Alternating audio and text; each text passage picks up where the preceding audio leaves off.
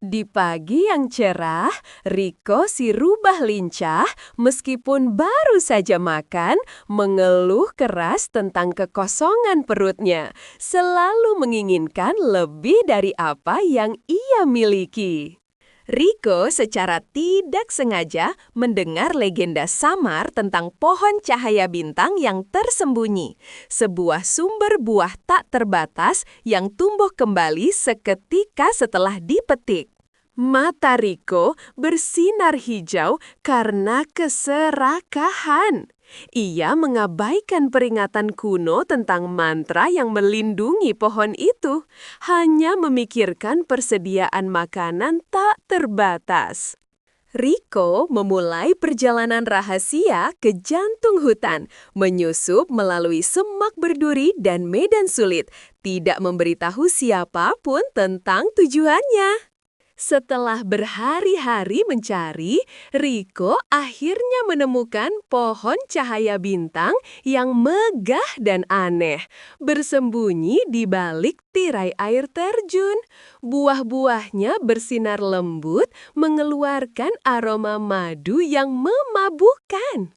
Riko memetik satu buah dan memakannya. Rasanya luar biasa manis.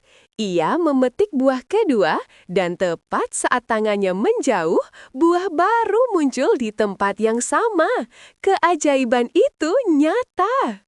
Riko menghabiskan beberapa jam menguji batas pohon itu. Semakin cepat ia memetik, semakin cepat buah itu tumbuh.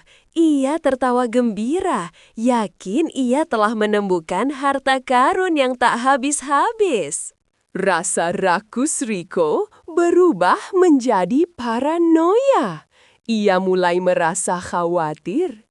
Jika ada hewan lain yang menemukan pohon ini, ia harus berbagi.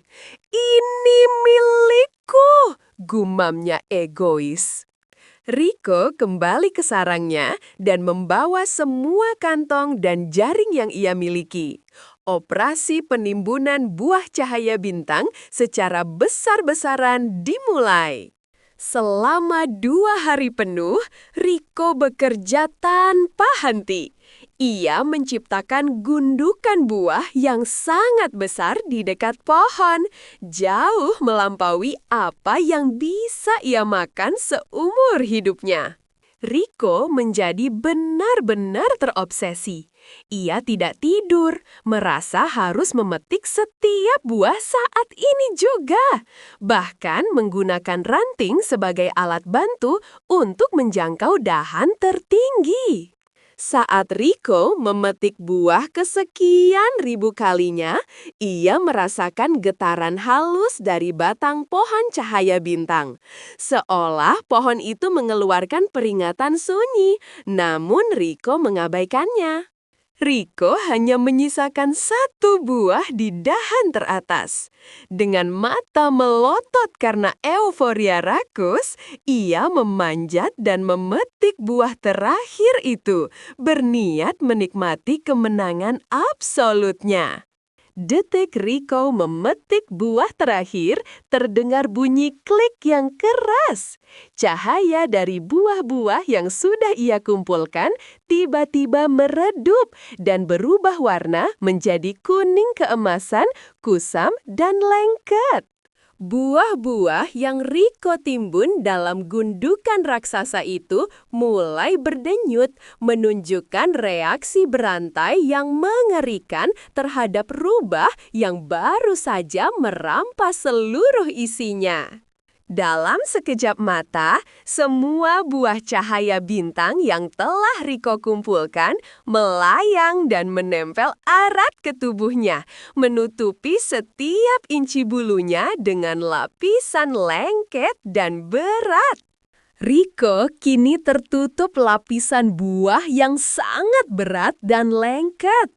Ia tidak bisa bergerak cepat. Ia telah menjadi tawanan dari keserakahannya sendiri. Riko panik. Ia mencoba menggaruk dan menggigit lapisan buah yang menempel. Tetapi buah itu kini sekeras batu dan lengket seperti getah pohon ajaib menolak untuk dilepaskan. Terbebani dan terisolasi, Riko merasakan malu yang menusuk saat ia menyadari betapa bodoh dan rakusnya tindakannya telah mengubahnya menjadi patung yang aneh. Riko menderita kehausan di bawah matahari. Ia mencoba memakan salah satu buah yang menempel, tetapi buah itu kini hambar dan keras, tidak lagi terasa manis atau menyegarkan. Dalam keterpurukan dan kelaparan, Riko akhirnya mengakui kesalahannya. Ia menyadari ia dihukum bukan karena memakan, tetapi karena mencoba mengambil semua yang tidak ia butuhkan. Riko memutuskan dengan susah payah dan langkah yang sangat lambat untuk mencari kakek kura, penyu tua yang bijaksana, satu-satunya yang mungkin tahu tentang sihir kuno hutan. Riko yang memelas akhirnya mencapai rumah kakek kura. Kakek kura tanpa terkejut menjelaskan bahwa pohon itu bereaksi terhadap niat, bukan hanya tindakan. Untuk dilepaskan, Riko harus melepaskan sifat rakusnya. Kakek kura memberikan syarat. Riko harus kembali ke desa hutan dan memohon bantuan, berjanji untuk memberikan buah cahaya bintang kepada mereka yang kelaparan, tanpa meminta imbalan.